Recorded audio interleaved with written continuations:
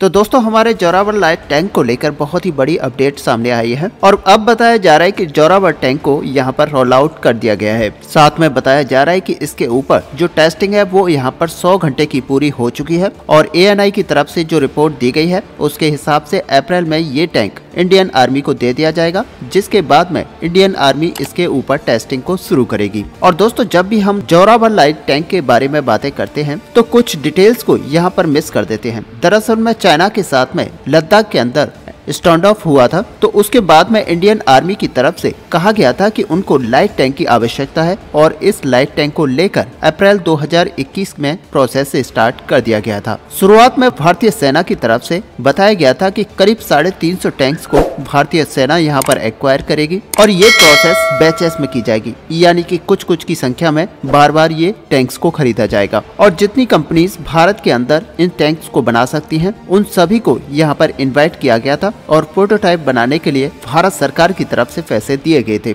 यानी कि make in India की तरफ से मेक इन बंद कैटेगरी के अंदर इन टैंकों को बनाया जाना था। और जब बाद में RFE स्टेज पर बात आई तो ऑलमोस्ट सभी कंपनीज की तरफ से अपने फॉरेन पार्टनर्स के साथ मिलकर इन टैंक को ऑफर किया गया था। अब एक पॉइंट ऑफ टाइम पर भारतीय सरकार की तरफ से DRDO को इंश्योर किया गया कि उनकी तरफ से जो टैंक्स बनाए जाएंगे उनमें से कम 59 यूनिट को भारतीय सेना की तरफ से एक्वायर किया जाएगा और बची हुई 295 रिक्वायरमेंट को लेकर DRDO अपनी इंडियन पार्टनर के साथ मिलकर दूसरे वेंडर के साथ कंपीट कर सकता है। और दोस्तों आपको बता दें कि जोरावर लाइट टैंक DRDO का डिजाइन है और L&T इसको बना रही है। इसके अलावा L&T यहाँ पर K9 थंडर का वेस्ट यूज कर रही है और लाइट टैंक का हल बनाने वाला है और उसके साथ ही जॉन कॉकरेल की टेरन मेड करके अपना खुद का लाइट टैंक प्रेजेंट करने वाला है। ऐसे में आपको बता दें कि कल्याणी के लाइट टैंक की फोटोग्राफ्स की भी आपके सामने आ चुकी हैं। हालांकि टाटा और महिंद्रा की तरफ से अपने लाइट टैंक को लेकर अभी डिटेल्स प्रेजेंट नहीं की है और कुछ लोगों की तरफ से यहाँ पर बताया जा रहा है कि टाटा के केस में मल्टीपल वेंडर्स अपने ऑल्ट्रेशन लेकर DRDO की डिजाइन को यूज कर रहे हैं। हालांकि इस तरह का कुछ आगे जाकर देखा जा सकता है, लेकिन अभी जो चीजें यहाँ पर मिसिंग दिखाई दे रही हैं वो यहाँ पर प्रोटोटाइप में लगने वाले समय को है। ऐसे में दोस्तों अगर देखा जाए तो ये जो पूरा प्रोजेक्ट है वो अप्रैल 2021 में स्टार्ट हुआ था और जनवरी 2023 में अभी हम बैठे हुए हैं, जहां पर ये बताया जा रहा है कि ये प्रोटोटाइप रोल्ड आउट हो चुका है और इसकी जो टेस्टिंग है वो करीब 100 घंटे के आसपास कंप्लीट हो चुकी है। और अगर यहाँ पर देखा जाए तो ये प्रोटोटाइप पहले से बना हुआ था और कुछ समय पहले ही इसको रोल्ड आउट कर दिया गया था और उसके बाद में टेस्टिंग स्टार्ट कर दी गई थी। अब दोस्तों आप देखेंगे कि 2 साल से कम समय में भी यहाँ पर प्रोटोटाइप बनकर तैयार हो चुका है और रिपोर्ट्स की यहाँ पर मानी जाए तो ये प्रोटोटाइप अमेरिकन कमिंस के इंजन से यहाँ पर पार किया जाएगा और इसके अंदर LSN का ट्रांसमिशन यूज किया गया है। वैसे दोस्तों इनिशियल प्लान्स के हिसाब से यहाँ पर देखा जाए तो जर्मन कंपनी MTO का इंजन यहाँ पर यूज होना था और रेनेक्स का ट्रांसमिशन यूज किया जाना था, लेकिन प्रोटोटाइप डेवलपमेंट के बीच में ही इंजन चेंज होना, ट्रांसमिशन चेंज होना और फिर भी टाइमलाइन को यहाँ पर मीट कर लेना, बल्कि टाइमलाइन से पहले ही इस पूरे प्रोटोटाइप को बनाकर शुरू कर देना, ये दिखाता है कि किस मैच्योरिटी के साथ इस पूरे प्रोजेक्ट के ऊपर काम भारतीय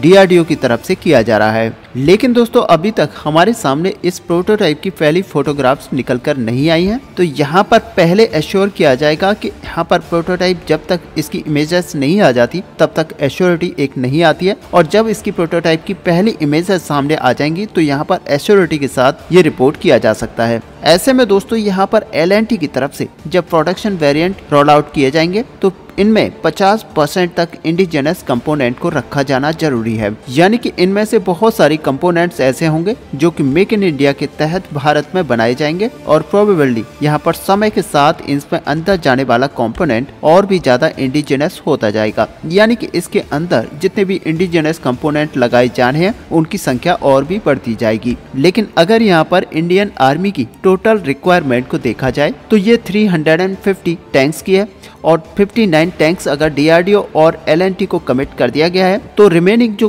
रिक्वायरमेंट है वो 295 बचती है। और ऐसे में दूसरी कंपनियों की तरफ से फॉरेन OEM के डिजाइन को इंडिया में बनाकर L&T जैसी कॉम्पिटिटिव प्राइस देना बहुत ही ज्यादा मुश्किल होने वाला है और साथ ही यहाँ पर लॉजिस्टिक वाला एंगल भी देखा जाएगा। उसके बावजूद अगर 6 से 7 इंडियन कंपनीज अपने फॉरेन OEM पार्टनर के साथ मिलकर यहाँ पर कॉम्पीट करने वाली हैं, तो आने वाले में समय में आपको देखने को मिलेगा कि बहुत सारी कंपनियां टैंक्स बनाने में सक्षम होंगी और भारतीय सेना में जिस तरह से लाइट टैंक्स की यहाँ पर कमी है उसको पूरा कर पाएंगी। और दोस्तों इस तरह की स्थिति अगर यहाँ पर दिखती है तो आगे आने वाले समय में भारतीय कंपनियां यहाँ पर और भी ज्यादा कई हथियारों को लेकर भारतीय सेना में इंडक्ट कराएंगी, जो कि आने वाले समय में आप देख सकते हैं कि इन्हीं हथियारों को भारत यहाँ पर एक्सपोर्ट भी करना स्टार्ट करेगा, क्योंकि भारतीय कंपनियां बहुत तेजी के साथ इन हथियारों को मेक इन इंडिया के तहत बना रही हैं और इनके अंदर जो कंपोनेंट्स लगाए जाने हैं वो भी यहाँ पर हमारी प्राइवेट कंपनियां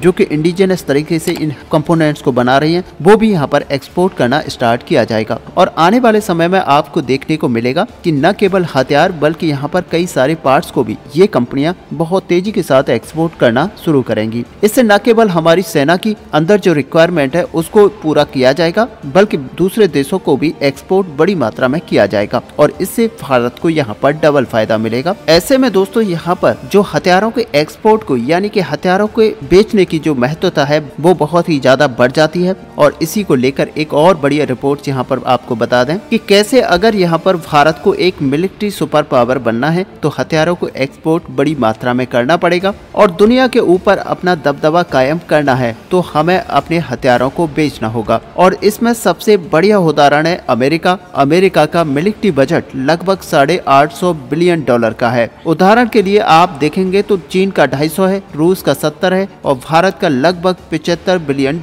का है। और आप सोचिए कि कितना बड़ा गैप यहाँ पर भारत और अमेरिका के मिलिट्री बजट में है। अब दोस्तों यहाँ पर सबसे बड़ी बात यह है कि मिलिट्री पर इतना ज्यादा खर्च करने के बाद सरकार पर इतना बोझ नहीं पड़ता, क्योंकि उनकी मिलिट्री बजट का ज्यादातर जो पैसा है वो यहाँ पर नेक्स्ट जनरेशन के वेपन्स को बनाने में खर्च किया जाता है और वो अपना ज्यादातर पैसा उन प्रोजेक्ट्स के ऊपर खर्च करते हैं जो नेक्स्ट जनरेशन के यानी कि समय से 20 साल आगे के हथियारों को बनाकर तैयार करते हैं। और आप देख सकते हैं कि अमेरिका का जो सबसे बढ़िया उदाहरण है वो है स्टेल्थ जेट का। दरअसल दोस्तों स्टेल्थ जेट को बनाने में आज भारत, तुर्की, यूरोप के देश और चाइना जैसे देश यहाँ पर लगातार लगे हुए हैं, लेकिन अमेरिका इस काम को 1990 में कंप्लीट कर चुका है। और अब तो दोस्तों आपको बता दें कि अमेरिका इतना आगे निकल चुका है कि जहां दुनिया अभी 5वीं पीढ़ी के लड़ाकू विमानों को बनाने पर काम कर रही है, वहीं अमेरिका 6th जनरेशन का एक स्टेल्थ बॉम्बर बनाकर अपनी सेना में शामिल कर लिया है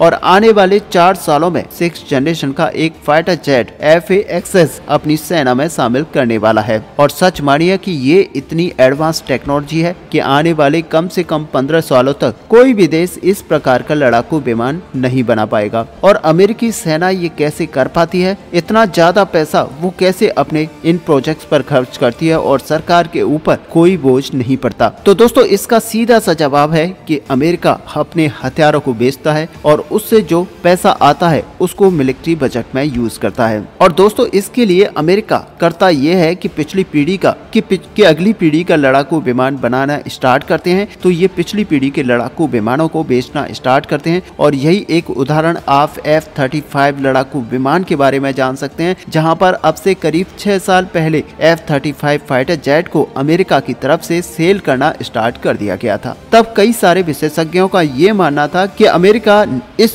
टेक्नोलॉजी को सेल करके बहुत बड़ी गलती कर रहा है, लेकिन इनको ये नहीं पता था कि अमेरिका एक नेक्स्ट जनरेशन का फाइटर जेट लड़ाकू विमान यहाँ पर बनाकर तैयार कर रहा है और जिसकी जो कॉस्ट आएगी उसको यहाँ पर ग्रैब करने के लिए 5th जनरेशन के फाइटर जेट को यहाँ पर सेल किया जा रहा है। और सच मानिए कि इससे भी कई ज्यादा खतरनाक टेक्नोलॉजी F/A-XX यानी कि 6th जनरेशन के फाइटर जेट को अमेरिका यहाँ पर निर्माण कार्य शुरू कर चुका है। ऐसे में इस पूरे प्रोजेक्ट के लिए अमेरिका को पैसा चाहिए था और वो यहाँ पर F-35 को बेचकर मोटी कमाई कर रहा है और इस कमाई से इससे भी ज्यादा घातक हथियारों को तैयार कर रहा है और इसीलिए अमेरिका पिछले 150 सालों से ऐसा करता आ रहा है। और सच मानिए कि ये अमेरिका की सक्सेस का फॉर्मूला है और इसी को लेकर अब भारत भी इसी फॉर्मूले पर काम करते हुए अपने हथियारों को ठीक उसी तर्ज पर बेचना स्टार्ट कर चुका है, एक्सपोर्ट करना स्टार्ट कर चुका है। दरअसल दोस्तों आपको पता होगा कि आकाश मिसाइल डिफेंस सिस्टम के कितने ज्यादा ऑर्डर मिलने स्टार्ट हो चुके हैं।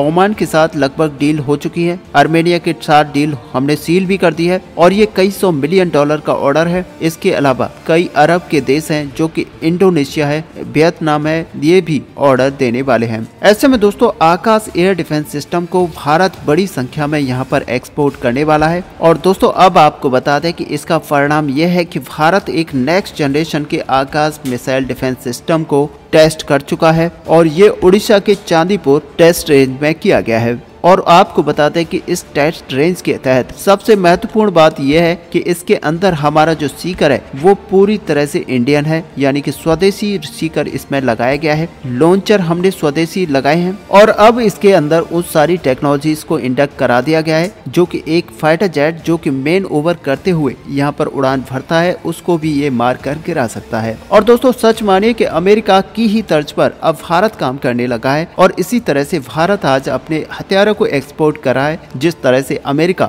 इन हथियारों को एक्सपोर्ट करते हुए बड़ी मात्रा में पैसा उगाता है। तो दोस्तों इस बड़ी कामयाबी को लेकर आपका यहाँ पर क्या व्यू है? क्या भारत को मिलिट्री मॉडर्नाइजेशन में ये हथियार मदद कर पाएंगे? आप अपना व्यू हमें कमेंट में लिखकर बता सकते हैं। साथ ही वीडियो आपको अच्छी लगी हो तो लाइक और शेयर करना ना भूलें। मिलते हैं नेक्स्ट वीडियो में, तब तक के लिए जय हिंद जय भारत।